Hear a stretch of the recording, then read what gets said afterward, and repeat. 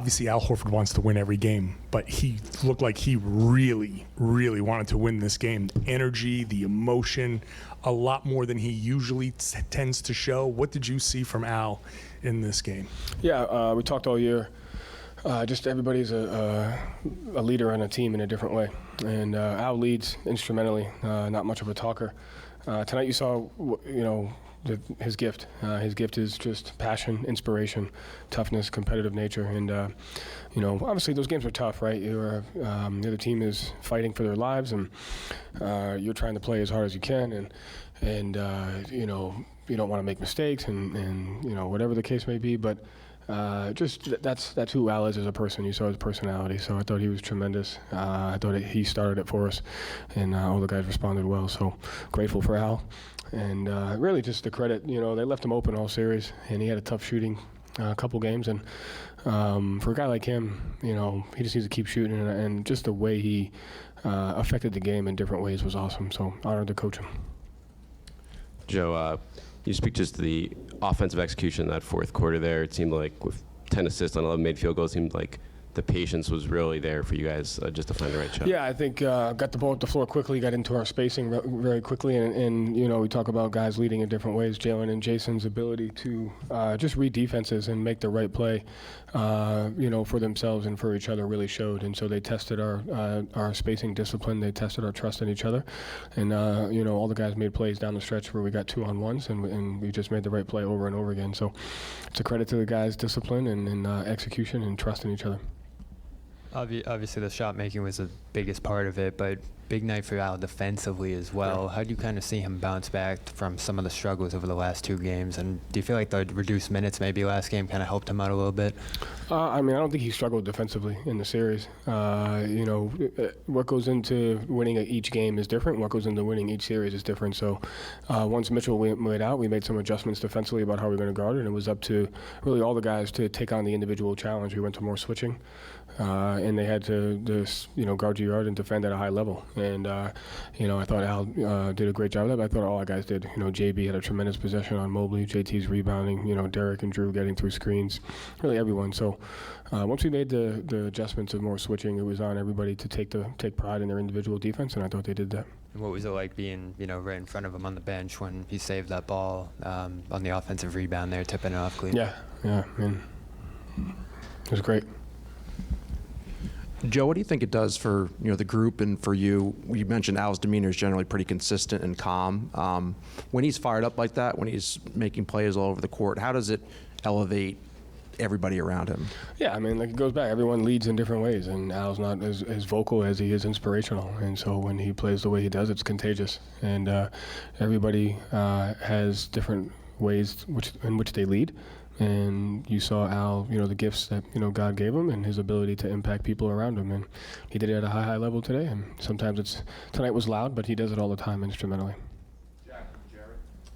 Joe, you talked about, I think it was last game, whatever it takes, embracing that you win in different ways every time. Tonight you see the entire starting lineup just contribute on both ends of the floors in every way possible. Jalen, 7 assists, Tatum, 9 assists, obviously everything Al did. What is it like for this team to have that mentality of whatever it takes and sort of fight the human nature that you referenced before last game too, of, playing a certain way based on what's in front of you? At the end of the day, if you want to win, you got to do whatever it takes. And you got to be open-minded and have the humility to understand it's going to look different every night. Jalen only took 9 shots tonight, but he was, I thought, tremendous defensively. Like, he was locked in his communication. I could hear him. He had some crashes on offensive rebounds, and when he did get the ball, he made the right play. And I thought Tatum's ability to handle and then went to screening, which opened up things for D. White and Drew. Al being open. I thought Peyton, Sam, and Luke stepping up, the bench throughout the year. So at the end of the day, if you say you want to win, everybody wants to win until it's really time to win, because then you got to nut up and do a bunch of shit that you don't want to do. So the guys, credit to them, they consistently do that, and we just have to keep that up. Every game's going to be different. Every series is going to be different, regardless of who we play. Is going to be different sub-patterns, different matchups, different lineups. Just got to do it, and the guys did it, so credit to them. They pretty much tried to get that Garland switch onto Horford throughout the entire night, and he got, I think, almost every single stop in the paint. What were you thinking every single time you saw them trying to get that clear out, and what was just your feeling every time you saw Al get that stop? That's when the math really started to shift. So it was one-on-one. Once he got inside of three, to me, once Mitchell went out, the whole thing was how you're going to take away their speed, how you're going to take away their three-point attempts. They made a conscious effort to get more threes, and so once we went to switching and they're going to isolate, I thought that was the best thing for our defense because it took away the Struces, the Merrills, the Morrises, and it just made us play one-on-one. And there's obviously things that you have to focus on, rebounding, stuff like that. But it made us answer the bell. You gotta guard your yard. This is what it takes to win this game. It's what it takes to win this series. Guard your yard, individual defense, man up and do it. And the guys did it. And it's a credit to them. Joe, just a thought on, you talk about each series is different, about getting that win in the closeout game, what you liked about your team and your mentality this series, and moving on to the Eastern Conference Finals. Yeah, closeout games are tough. It's a level of stress, anxiety, desperation. It takes what it takes. You got to play, 48, hopefully maybe more at times. And at the end of the day, you just got to keep going, and you can't have any expectation. You can't expect to be up by a certain amount. Can't expect to be down by a certain. It just doesn't matter. You just got to play. And so I thought the guys focus on the task at hand. They were very present. This is how the game is going right now. This is what we're doing well. This is what we're not doing well.